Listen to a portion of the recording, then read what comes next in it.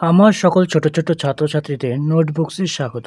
আজ আমি ক্লাস 3 পাতাবাহারের কে ছিলেন ঈশভ যে গল্পটি রয়েছে তার সমস্ত প্রশ্ন উত্তর তোমাদের সামনে তুলে ধরবো। তোমরা মনোযোগ সহকারে সেটি দেখো এবং খাতায় টুকে নাও। দেখো, প্রথমেই দেওয়া আছে একটি বাক্যে উত্তর দাও। প্রায় 18টি প্রশ্ন উত্তর রয়েছে, সেটা এক এক করে দিচ্ছি। দেখো, দেওয়া আছে একটি বাক্যে উত্তর দাও। 1.1 শিয়াল কিছুতেই কিসের নাগাল পায়নি? তো উত্তর হবে শিয়াল কিছুতেই আঙুর গুচ্ছের নাগাল পায়নি।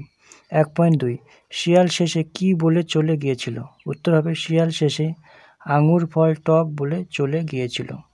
1.3 খরগোশ কেমন ছিল? খরগোশ অহংকারী ছিল। 1.4 খরগোশ কার কাছে দৌড় প্রতিযোগিতায় হেরে গিয়েছিল? উত্তর হবে খরগোশ কচ্ছপের কাছে দৌড় প্রতিযোগিতায় হেরে গিয়েছিল। 1.5 খরগোশ কেন হেরে গিয়েছিল? উত্তর হবে খরগোশ ছিল অহংকারী আর কচ্ছপ ছিল নিষ্ঠাবান, তাই খরগোশ হেরে গিয়েছিল। 1.6 রাখাল ছেলে কি করত? রাখাল ছেলে মিছিমিছি বাঘ বাঘ বলে চেঁচাতো। 1.7 ঈশভ কোন দেশের মানুষ ছিলেন? ঈশভ গ্রিক দেশের মানুষ ছিলেন। 1.8 ঈশভ কাদের নিয়ে গল্প বানাতেন? উত্তর হবে পশু পাখিদের নিয়ে গল্প বানাতেন ঈশভ। 1.9 ঈশভের প্রভু কে ছিলেন? উত্তর হবে ঈশভের প্রভু ছিলেন রাজা ক্রোসাস। 1.10 তিনি ঈশভকে কোথায় পাঠিয়েছিলেন? তিনি ঈশভকে ডেলফিতে পাঠিয়েছিলেন। 1.11 সেই জায়গাটি কেন বিখ্যাত ছিল? উত্তর হবে সেই জায়গাটির পুরোহিতরা ছিল ভবিষ্যৎবাণীর জন্য বিখ্যাত। 1.12 সেখানকার মানুষ কেমন ছিল? উত্তর হবে সেখানকার মানুষ খুব লোভী ছিল।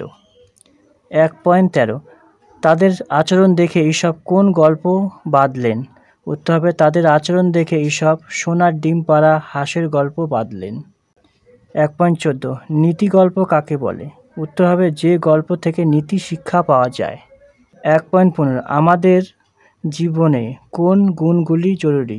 উত্তর হবে আমাদের জীবনে দয়া, মায়া, ভালোবাসা, সততা, কৃতজ্ঞতা, পরোপকার, শ্রদ্ধা, ভক্তি ইত্যাদি গুণগুলি জরুরি। 1.16 অনুবাদ বা তর্জমা কাকে বলে?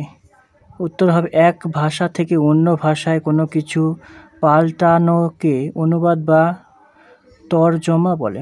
1.17 ঈশভের গল্প বিভিন্ন দেশে জনপ্রিয় কেন? উত্তর হবে ঈশভের গল্পগুলি মজার ছলে আমাদের নীতি শিক্ষা দেয়, তাই জনপ্রিয়। 1.18 ঈশভকে কেন মানবজাতির সবচেয়ে বড় শিক্ষকদের একজন বলা হয়? উত্তর হবে ঈশভ গল্পের মধ্যে দিয়ে মানবজাতিকে শিক্ষা দিয়েছিলেন, তাই।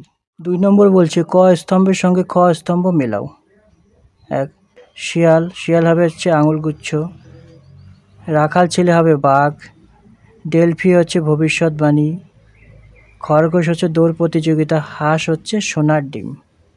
এইভাবে তোমরা করে নাও। দেখো 3 নম্বর বলছে ঠিক শব্দগুলি বেছে নিয়ে নিচে শূন্যস্থান পূরণ করো। 3.1 ঈশভ ছিলেন একজন কি কৃতদাস। 3.2 ঈশভের প্রভু ছিলেন রাজা ক্রোসাস। 3.3 ঈশভ ছিলেন গ্রিক দেশের লোক। 3.4 ঈশভের প্রভু ঈশভকে ড্যাশ কি হচ্ছে ডেলফি নগরে পাঠিয়েছেন, তাহলে ডেলফি।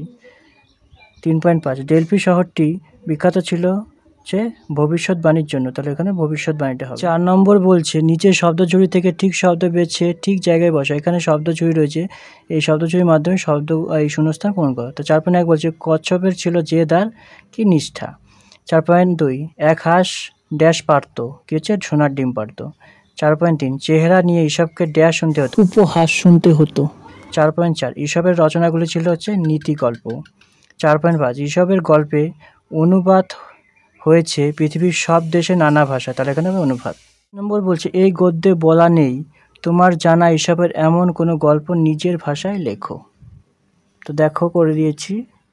এক বুড়ি একা থাকতো, তার ভারী কষ্ট। সে একদিন জঙ্গল থেকে কাঠ মাথায় করে নিয়ে আসছে। গরমকাল, চারদিকে সব কিছু তেতে আছে, বুড়ি খুব কষ্ট হচ্ছিল। সে একটা গাছের ছায়ায় তার মাথা রেখে কাঠের বোঝা নামিয়ে বসল। সেখানে বসে সে এই সংসারের প্রতি সব ক্ষোভ মনে মনে বলতে থাকে। এমনকি সে মনের উদ্দেশ্যে বলতে থাকে আর পারি না, বেঁচে থাকতে ইচ্ছা হয় না, মরণও আসে না, হতচ্ছাড়া মুখ পোড়া জম, এত লোকের নিশ আমায় নিতে পারিস না। বুড়ির এই সব কথা শুনে জম সেখানে এসে হাজির। যমের চেহারা দেখেই তো বুড়ি জ্ঞান হারানোর মতো অবস্থা। বুড়ি বলে, কে বাবা তুমি? যম বলে, ঠাকুমা আমি যম, তুমি একটু আগে আমার ডাকছিলে তাই এসেছি, বলো আমি তোমার কিভাবে সাহায্য করতে পারি। এই কথা শুনেই তো বুড়ি হয়ে গেল। সে কোনক্রমে বলল, বাবা তুমি এসে ভালোই করেছ। এখন এই কাঠের বোঝাটা যদি আমার তুলে দাও তো আমি বাড়ি যেতে পারি। যম তাই করল। বুড়িরও তার বাড়ি ফিরে গেল। এই সুন্দর পৃথিবী ছেড়ে কেউ যেতে চায় না। 6 নম্বর বলছে, ঈশপের মতো আমাদের দেশে ছিলেন বিষ্ণু শর্মা। তার লেখা পঞ্চতন্ত্র গোটা পৃথিবীতেই বিখ্যাত এবং সমাদৃত। পঞ্চতন্ত্র থেকে কোনো গল্প জানা থাকলে সেটি শ্রেণীকক্ষে সবাইকে শোনাও। আর যদি জানা না থাকে তবে শিক্ষক শিক্ষিকার কাছ থেকে জেনে নাও। আমি করে দিচ্ছি, তুমি দেখো। বানর এবং কুমিরের গল্প। একসময় একটি জঙ্গলে একটি বানর থাকত। সে যে নদীর তীরে জাম বা বেরি গাছে বাস করত, একই বনে একটি কুমির এবং তার স্ত্রী থাকত। একদিন কুমির নদীর তীরে এসে গাছের নিচে বিশ্রাম নিল। দয়াময় বানর তাকে কিছু ফল দিল। কুমিরটি পরের দিন আরও ফলের জন্য ফিরে এলো, কারণ ফলগুলি তার পছন্দ হয়েছিল। কিছুদিন কেটে যাওয়ার সাথে সাথে কুমির এবং বানর ভালো বন্ধু হয়ে গেল। একদিন বানর কুমিরের স্ত্রীর জন্য কিছু ফল পাঠালো। সে ফলগুলি খেলো এবং সেগুলি তার খুব ভালো লাগলো। কিন্তু তার হিংসা হলো, কারণ সে বানরের সাথে তার স্বামীর সময় কাটানোটা যে পছন্দ করতো না। সে তার স্বামীকে বলল, যদি ফলগুলি এত রসালো হয় তবে আমি ভেবে অবাক হই যে বানরের হৃদয়টি কত মিষ্টি হবে। আমাকে বানরের হৃদয়টি এনে দাও। কুমিরটি তার বন্ধুকে হত্যা করতে রাজি ছিল না, তবে তার কোনো উপায়ান্তরও ছিল না। সে বানরকে তার বাড়িতে রাতে খাবারের জন্য আমন্ত্রণ জানালো এবং বলল যে তার স্ত্রী তার সাথে দেখা করতে চায়। বানর খুশি হলো, তবে সে সাঁতার কাটতে পারে না, তাই কুমির তাকে পিঠে করে নিয়ে গেল।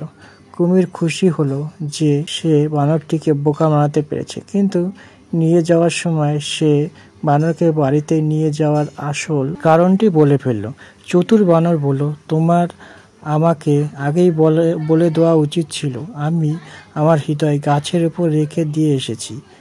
আমাদের অবশ্যই ফিরে যেতে হবে এবং ওটা নিতে হবে। কুমির তাকে বিশ্বাস করে তাকে আবার গাছের কাছে নিয়ে গেল। এভাবে চালাক বানর নিজের জীবন বাঁচালো। গল্পের শিক্ষা: বুদ্ধিমত্তার সাথে বন্ধু বাছুন এবং সর্বদা উপস্থিত বুদ্ধি রাখুন। সকল ছোট ছোট ছাত্রছাত্রীদের যে ক্লাস 3-র পাতাবার বইয়ে কে ছিলেন ঈশপের যে গল্পটি ছিল তার সমস্ত প্রশ্ন তো তোমাদের সামনে তুলে ধরলাম। কেমন লাগলো অবশ্যই কমেন্ট বক্সে কমেন্ট করো। আর যদি নতুন ভিউয়ার হয়ে থাকো অবশ্যই চ্যানেলকে সাবস্ক্রাইব করে দাও। আর এরপরে কোন ক্লাসে কোন গল্পের প্রশ্নোত্তর তোমরা জানতে চাও সেটা কমেন্ট বক্সে কমেন্ট করে দাও।